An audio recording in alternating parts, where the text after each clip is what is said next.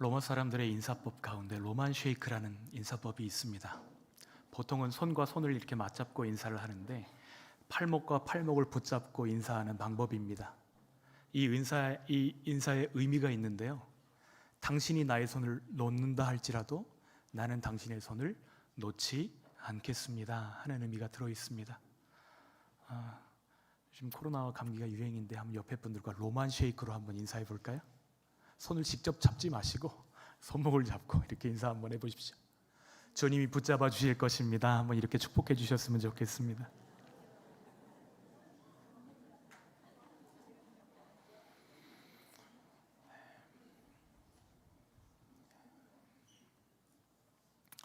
처음 여행하는 길인데 왠지 가본 것 같고, 처음 하는 일인데 왠지 이전에 해본 것 같고, 처음 만나는 사람인데 오랫동안 만나온 사람과 같은 그런 느낌, 여러분 받아보신 적 있으신가요? 이러한 현상을 우리말로는 기시감, 프랑스어로는 데자뷰라고 부릅니다. 오늘 우리가 읽었던 본문의 칠병이어 사건은 6장의 오병이어 사건과 여러 가지 부분에서 데자뷰를 이룹니다. 그런데 결정적으로 다른 것이 있어요. 무엇이 다른가? 기적의 대상과 기적의 장소가 다릅니다. 오병이어를 통해서 먹이신 사람들이 대부분 유대인이었다고 한다면 칠병이어를 통해서 먹이신 사람들은 이방인들의 많은 숫자가 그 가운데 섞여 있었습니다. 또 칠병이어를 베푸신 데가볼리 지역은 이방인의 땅이라고 해도 전혀 어색할 것이 없는 곳입니다. 우리나라도 다문화 사회로 접어들면서 익산 지역에도 외국인들이 상당히 많습니다. 그렇죠? 가까운 곳에도 많은 외국인들이 살고 있는데, 양꼬치집이 많은 동네에는 누가 많이 살까요? 네, 중국인들이 많이 삽니다. 가게에 딱 들어가 보면 메뉴판도 중국어로 되어 있더라고요. 네.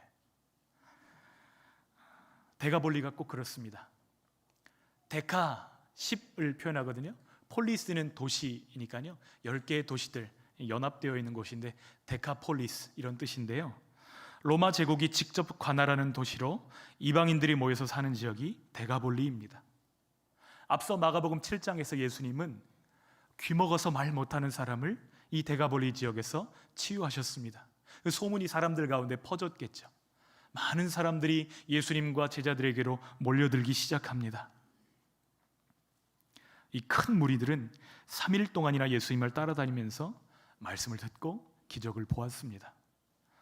여러분, 한번 제가 설교를 오늘 3시간 동안 한다고 한번 생각해 보십시오. 벌써 표정이 굳어지시는 분들이 계시는데, 지금 예수님을 따라다니는 이 사람들은 3일 동안이나 예수님의 말씀 앞에 머물고 있어요. 노숙을 불사하면서도 예수님을 떠나지 않으려고 그 앞에 머물고 있는 모습들을 보게 됩니다.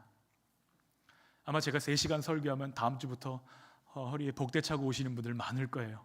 힘드셔서요. 그러나 이 이방인들은 3일 동안이나 시간 가는 줄 모르고 예수님 말씀 앞에서 말씀을 듣고 있습니다. 우리나라에도 이런 은혜가 임하던 시절이 있었습니다. 사진 한 장 보여드릴게요. 이 사진은 1934년에 평양사경회 이후에 사람들이 사진을 찍은 사진입니다. 사람들이 말씀을 듣기 위해서 수십 리를 걸어옵니다. 숙박할 곳이 마땅하지 않으니까 가족들이 같이 올 때 한 사람은 쌀을 지고 오고, 한 사람은 냄비를 메고 오고, 한 사람은 장작을 지고 오고 해가지고 그 와서 거기에 돌로 이렇게 부뚜막을 만든 다음에 밥을 해 먹고, 서로 나눠 먹고, 서로 반찬을 나눠 먹고, 그렇게 하면서 일주일 동안 사경회를 진행하는 것입니다. 하나님의 말씀을 사랑하고 은혜가 임하니까 환경은 불비해도 사람들 마음에는 기쁨이 넘쳐났습니다. 그 자리를 사모하고 그 자리를 감사로 채웠던 것이죠. 그러니까 저 멀리서 몇백 리 떨어진 곳에서 사경회 한다고 해도 사람들이 찾아오는 것입니다. 오늘 본문의 이 장면들을 한번 상상해 보았으면 좋겠습니다. 광야에서 사람들이 모여 있습니다. 지금 우리가 예배드리는 환경처럼 스피커가 잘 되어 있는 것도 아니고요, 의자가 잘 되어 있는 것도 아닙니다. 모든 것이 불비한 환경 가운데서 끼니를 챙기는 것조차 잊어버린 채로 예수님께 온통 집중하는 사람들의 모습을 한번 상상해 보십시오. 말씀을 듣는 것도 좋은데 한 이틀, 3일째 되니까 여기저기서 소리가 들려왔을 거예요. 이 흉내내기도 어려운데요. 뱃속에서 나는 소리입니다. 먹을 것이 다 떨어졌을 거예요. 아무것도 없습니다. 또 어떤 사람들은 계속 굶어서 기진하기 직전이었을 것입니다. 예수님은 그 모습을 바라보시면서 불쌍히 여기십니다. 2절, 3절 말씀 함께 읽어볼까요? 시작. 내가 무리를 불쌍히 여기노라. 그들이 나와 함께 있은지 이미 사흘이나 지났으나 먹을 것이 없도다. 만일 내가 그들을 굶겨 집으로 보내면 길에서 기진하리라. 그 중에는 멀리서 온 사람들도 있느니라. 제자들에게 예수님이 말씀하십니다. 얘들아, 이 사람들 참 불쌍하지 않니? 이 사람들 그냥 보내면 기진하고 말 거야. 예수님이 지금 자기 속마음을 제자들에게 이야기하시는 것입니다. 이렇게 말씀하시는 이유가 무엇이죠? 바로 앞에 6장에 보면 제자들이 얼마 전에 지금의 상황과 너무나 비슷한 상황을, 오병이어를 이미 경험해 보았기 때문입니다. 말씀을 제가 한번 띄워드릴게요. 같이 한번 읽어볼까요? 예수께서 떡 5개와 물고기 2마리를 가지사 하늘을 우러러 축사하시고 떡을 떼어 제자들에게 주어 사람들에게 나누어 주게 하시고 또 물고기 2마리도 모든 사람에게 나누심에 다 배불리 먹고 남은 떡 조각과 물고기를 12바구니에 차게 거두었으며 떡을 먹은 남자는 5,000명이었더라. 불과 얼마 전이에요. 장수로 치면 7장 하나를 놓고 6장과 8장 바로 끝부분과 앞부분이 지금 있습니다. 단 한 장밖에는 떨어지지 않은 그런 아주 가까운 시간을 지금 제자들이 보내고 있는데요. 이 일을 방금 전에 경험했다고 한다면 지금 똑같은 상황이 벌어질 때 어떻게 반응해야 마땅하죠? 믿음의 눈을 들어서 예수님을 바라보고 우리의 가진 것은 적다 할지라도 예수님이 행하실 그 식탁을 기대하면서 마음 설레야 되는 것이 제자들의 바른 반응 아닌가요? 예수님도 이것을 기대하셨던 것 같아요. 그래서 아주 똑같은 질문으로 제자들에게 말씀하십니다. 한번 6장 38절과 8장 4절, 5절 말씀을 비교해서 한번 읽어보도록 하겠습니다. 천천히 읽어볼게요. 시작. 이르시되 너희에게 떡 몇 개나 있는지 가서 보라 하시니 알아보고 이르되 떡 5개와 물고기 2마리가 있더이다. 예수님이 무엇을 물으시죠? 너희에게 떡 몇 개가 있느냐? 이것을 물어보셨어요. 칠병이어에 또 똑같은 질문을 하십니다. 4절 5절 읽겠습니다. 제자들이 대답하되 이 광야 어디서 떡을 얻어 이 사람들로 배부르게 할 수 있으리이까? 예수께서 물으시되 너희에게 떡 몇 개나 있느냐? 이르되 7이로소이다 하거늘. 빈들입니다. 광야예요. 굶주린 사람들이 그들 앞에 앉아 있습니다. 거기에 질문까지 똑같습니다. 너무나 똑같은 데자뷰 상황인데 제자들은 직전에 있었던 그 사건도 기억하지 못하고 있는 것입니다. 그리고는 예수님께 따지듯이 이야기합니다. 이 광야에서 도대체 어디서 떡을 사서 어디서 떡을 얻어 이 사람들로 배부르게 할 수 있습니까? 예수님이 바라보시는 것과 제자들이 바라보고 있는 것이 같아요, 달라요? 다릅니다. 예수님은 예수님의 말씀 듣다가 굶주리고 배고프고 기진하기 직전인 사람들의 육체적인 필요를 바라보고 계시다면 제자들은 지금 자기 손에 들려있는 떡 7조각 그거 바라보면서 지금 예수님께 따지듯이 이야기하는 것입니다.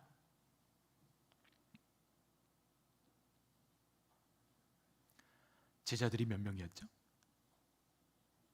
떡이 7개밖에 안 되는데 하나씩 나눠줘도 제자들 중에도 못 먹는 사람들이 있을 거 아니에요. 그런데 주님이 우리에게 무엇을 명령하실 때에는 그것을 감당할 힘과 능력도 주심을 믿어야 됩니다. 제자들이 가져온 떡과 생선은 모여있는 사람 숫자에 비하면 턱없이 부족한 것이었습니다. 하지만 예수님께서는 무리를 명해서 땅에 다 앉게 하십니다. 떡 7개를 가지사 하나님 앞에 축사하시고 그리고는 떼어 제자들에게 나눠주시면서 나누어 주라 명령하십니다. 놀라운 것은 제자들이 예수님의 손에서 떡을 떼어서 받아서 떡을 떼서 나눠주는데 나눠주고 또 나눠줘도 떨어져요? 있어요? 예수님은 맛만 보여주지 않으셨습니다. 그곳에 모여있는 사람들이 배불리 먹고 7 광주리가 남을 수 있도록, 참고로 5병이어에 사용된 광주리는 작은 광주리이지만 이 7병이어에 사용된 광주리는 바울이 타고 성을 탈출했던 사람이 들어갈 수 있을 만큼 큰 광주리를 사용할 때 쓰는 단어입니다. 그러니까 얼마나 많이 남았다는 것을 가시적으로도 보여주는 사건인 것이죠. 남자 숫자만 4,000명이니까 여자와 아이들을 합치면 10,000명 가까운 사람들이 배부르게 먹고 남는 큰 잔치가 벌어진 것입니다. 그런데 사실 예수님이 이 많은 무리들을 먹이시는데 굳이 이 7개의 떡이 필요하셨을까요? 예수님은 이스라엘 백성들이 출애굽해서 광야를 지날 때 하늘에서 만나를 내려주셨던 하나님이십니다. 예수님이 원하시면 그들을 그냥 먹이실 수 있어요. 그런데 굳이 7개의 떡 조각을 사용하시고 굳이 제자들의 손을 빌려서 그 일들을 행하도록 하십니다. 목적이 있다는 것이죠. 사람들이 내놓은 그 작은 것을 통해서 무리들을 먹이시는 이 예수님의 행동이 굉장히 중요합니다. 이 사실은 우리에게 2가지 중요한 원리를 가르쳐 줍니다. 첫 번째, 하나님은 자기 백성을 긍휼히 여기시고 하나님은 그 백성의 필요를 채워주시는 분이라는 것입니다. 두 번째, 천국의 원리는 내 것을 나눔에도 불구하고 사라지는 것이 아니라 오히려 더 풍성해진다는 사실입니다. 여러분, 바로 앞에 마가복음에서 등장했던 수로보니게 여인을 기억하십니까? 그 여인이 예수님 앞에 나와서 간절히 부탁합니다. 예수님, 제 어린 딸이 귀신 들려서 고통 중에 있습니다. 불쌍히 여겨주십시오. 예수님께 간곡히 부탁할 때 아마 그 여인의 눈에서 눈물이 흐르고 있었을 것입니다. 그런데 예수님이 그 여인의 간곡한 부탁에도 불구하고 뭐라고 답하시죠? 함께 읽어볼까요? 예수께서 이르시되 자녀로 먼저 배불리 먹게 할지니 자녀의 떡을 취하여 개들에게 던짐이 마땅치 아니하니라. 지금 자신 앞에 엎드려 울부짖는 이 여인을 무엇으로 묘사하고 계시죠? 개라고 말씀하십니다. 그럼 여기서 자녀는 누구일까요? 유대인들이겠죠. 유대인들은 자녀고 이방인들은 개인데 자녀의 떡을 취해서 개들에게 먼저 주는 것이 마땅하지 않다, 이렇게 말씀하십니다. 여러분, 이 말씀은 예수님의 우선순위가 어디에 있는지를 보여주시는 대목입니다. 근데 이 말씀을 잘못 들으면 너희들은 개야, 이렇게 들으면 마음에 상처될까요? 안 될까요? 깊은 상처가 될 것이에요. 그러나 이 여인은 믿음으로 예수님의 말씀에 반응합니다. 28절 말씀 함께 읽겠습니다. 여자가 대답하여 이르되 주여 올소이다마는 상 아래 개들도 아이들이 먹던 부스러기를 먹나이다. 여러분, 이 여인이 지금 무엇으로 예수님께 간구하고 있어요? 믿음으로 나아가고 있습니다. 예수님 주시는 부스러기 은혜라도 그 은혜면 내 딸이 고침받겠다, 이 믿음으로 나아가고 있는 것입니다. 욕망이 아니라 믿음입니다. 예수님만이 답이심을 고백하며 나아갈 때 나에게 부스러기 은혜로도 충분하겠습니다, 이것을 고백하는 거예요. 이 간절한 믿음으로 인해서 여인의 딸은 고침받았습니다. 복음서 전체를 볼 때에 예수님께 큰 믿음을 가졌구나, 이렇게 칭찬받은 사람이 딱 2사람밖에 없어요. 한 사람은 백부장이었고요, 또 한 사람은 이 수로보니게 여인입니다. 공통점이 있다면 2사람 다 이방인이었다는 거예요. 그리고 2사람 다 예수님이 그 집에 직접 가지 않으시고도 그 자녀들을 고쳐주셨다는 사실입니다. 놀라운 은혜이죠. 주님은 혈통이나 신분을 보시는 것이 아니라 우리의 믿음을 보시는 줄 믿습니다. 그래서 바로 이어지는 이 7병이어 사건은 그들을 개라고 불렀던 이방인들에게 사실은 너희들이 개가 아니라 하나님의 자녀야 라고 말씀하시는 사건인 것이죠. 왜냐하면 하나님의 식탁에 지금 누가 앉아 있어요? 대가볼리의 이방인들이 가득 앉아서 그 잔치를 누리고 있는 것입니다. 여러분, 이 마가복음을 읽는 원독자들, 1차 독자들은 로마인입니다. 헬라인이에요. 그들도 이방인입니다. 그런데 하나님께서 우리 이방인에게도 이렇게 구원의 놀라운 잔치를 베푸시는구나, 이 기사를 읽었을 때 그들이 얼마나 기뻐했을까요? 하나님이 우리 이방인들도 사랑하시는구나, 언약 바깥에 있는 줄 알았는데 우리도 예수님 믿고 믿음으로 나아가면 하나님의 은혜가 우리들에게 임하는구나, 이것을 깨달았을 때 기뻐하고 행복해했을 것입니다. 이 먹고 남은 7 광주리 안에 우리가 먹을 음식도 들어있는 것이에요. 왜 그렇죠? 우리도 이방인이잖아요. 주님은 믿음으로 주님 앞에 나아가는 우리를 주님의 식탁으로 초대하십니다. 우리를 긍휼히 여기시는 주님 안에서 풍성한 은혜를 누리시기를 축복합니다. 그러나 같은 시간, 같은 장소, 같은 기적을 경험했음에도 불구하고 예수님을 믿지 못하고 예수님께 표적을 요구한 사람들이 있었습니다. 바로 바리새인들입니다. 출애굽 당시에 광야 이스라엘 백성들이 하나님이 매일매일 행하시는 구원 역사를 보면서도 끊임없이 불평하고 끊임없이 하나님을 시험했던 것처럼 이 바리새인들이 하늘로부터 온 표적을 구합니다. 당신이 그 사람입니까? 그렇다면 증거를 보여달라는 것이에요. 하나님께 필요를 구하는 것은 나쁜 것이 아닙니다. 문제는 그들의 태도예요. 바리새인들은 하나님의 은혜에 감사하며 겸손하게 필요를 구한 것이 아니라 자기 요구들을 내놓고 이거 들어주지 않으면 하나님으로 인정하지 않겠다고 교만한 태도로 예수님을 시험합니다. 그들에게 예수님이 뭐라고 대답하시죠? 함께 읽겠습니다. 예수께서 마음속으로 깊이 탄식하시며 이르시되 어찌하여 이 세대가 표적을 구하느냐? 내가 진실로 너희에게 이르노니 이 세대에 표적을 주지 아니하리라 하시고 그들을 떠나 다시 배에 올라 건너편으로 가시니라.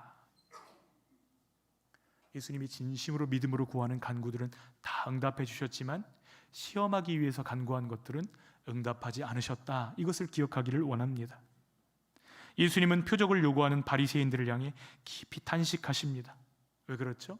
표적 중에 표적이신 예수님이 그들 앞에 있고 하늘에서 내려오신 메시아가 그들 앞에 있음에도 불구하고 또 다른 표적을 집요하게 요구했기 때문입니다. 그들 마음에 있는 동기는 무엇이죠? 동기가 악해요. 믿기 위해서 이것을 구하는 것이 아니라 시험하기 위해서 이것을 구하고 있습니다. 사랑하기 위해서가 아니라 이용하기 위해서 예수님께 나아가고 있어요.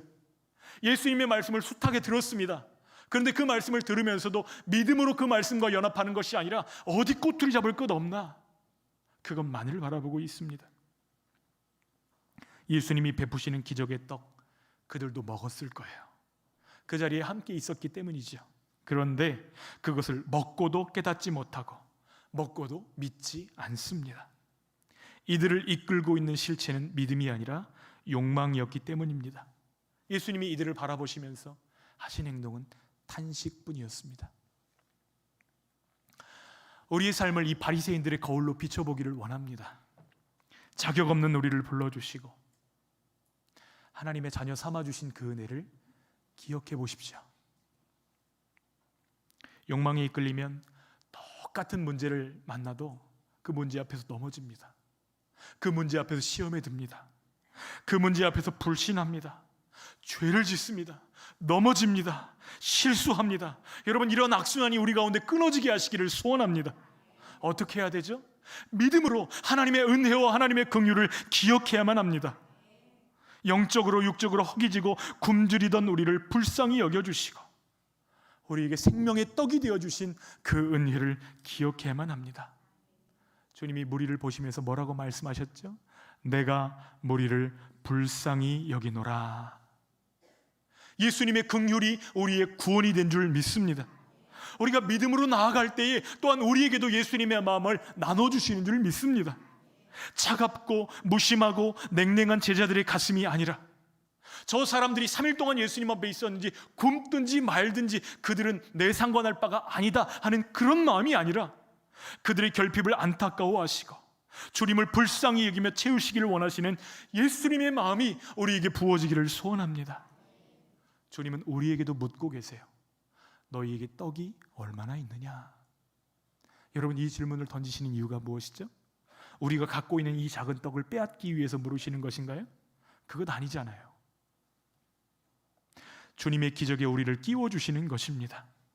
제자들은 숱하게 예수님의 기적을 경험했음에도 불구하고 바로 얼마 전에 오병이어를 이 오병이의 기적을 경험했음에도 불구하고 그 마음이 예수님 앞에서 너무나 둔해져 있는 모습들을 우리가 보게 되어집니다. 우리는 어떤가요? 예수님이 과거에 우리를 붙드셨고 우리를 만나주셨고 우리를 구원하셨다면 예수님은 앞으로도 우리를 붙드시고 우리를 만나주시고 우리를 구원하실 주님이십니다. 이것을 믿는 저희들 되어지기를 원합니다. 제자들처럼 되면 안 돼요. 예수님이 날 위해 지금까지 행하신 일을 기억하고 앞으로도 내게 행하실 그것들을 기대하면서 주님 앞에 걸어가는 저와 여러분들 되시기를 소원합니다. 믿음의 눈으로 바라보셔야 되는 거예요. 예수님은 칠병이어 주님께 드린 작은 음식을 놓고도 하나님께 감사하십니다. 여러분, 우리의 결핍과 우리의 주림이 감사의 기회가 되는 줄 믿습니다. 왜 그렇죠? 그것을 주님 손에 올려놓기만 하면 주님은 그 결핍과 주림과 부족함조차도 주님의 기적의 도구로 사용해 주시기 때문입니다. 바리새인들은 예수님이 앞서 행하신 기적들을 운이거나 우연에 일치거나 악한 영들을 힘입는 것이라고 폄하했습니다. 그러면서도 하늘로부터 오는 표적을 구합니다. 예수님은 그들의 요구를 다 거절하십니다. 그들에게 어떤 기적을 행하더라도 믿지 않을 것을 아셨기 때문이에요. 여러분, 예수님의 참 제자를 이끄는 것은 욕망이 아니라 믿음입니다. 이것이 예수님이 우리에게 원하시는 삶의 길입니다. 믿음으로 작은 떡을 바라보면 이것은 기적의 도구가 됩니다. 믿음으로 감사하면 우리 앞에 있는 음식은 우리의 배만 아니라 우리의 영혼까지 채울 것입니다. 그러나 욕망에 이끌려 우리 앞에 있는 음식을 대하고 감사를 잃어버리면 순식간에 밥그릇이 여물통으로 변하는 것을 경험하게 될 것입니다. 비교해 보세요. 기쁨이 사라집니다. 비교해 보십시오. 하나님의 은혜가 온데간데 없습니다. 믿음의 감사를 빼앗기지 않는 저와 여러분들 되시기를 소원합니다. 예수님은 굳이 작은 떡을 손에 받아 드시고 예수님은 굳이 제자들의 손을 사용하셔서 이 일을 행하시고 계십니다. 또 그것을 기뻐하십니다. 왜 그렇죠? 이 일을 통해서 이 자리에 모여있는 많은 사람들에게 믿음이 들어갈 것을 기대하고 계시기 때문입니다. 예수님은 굳이 우리를 이 자리에 부르십니다.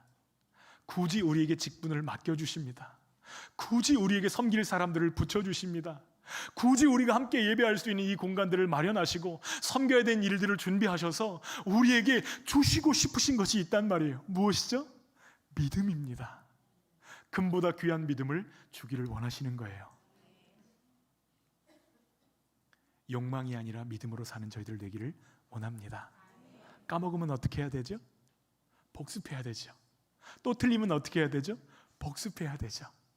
오병이어 다음에 칠병이어를 주시는 예수님의 마음 가운데로 나아가기를 원합니다.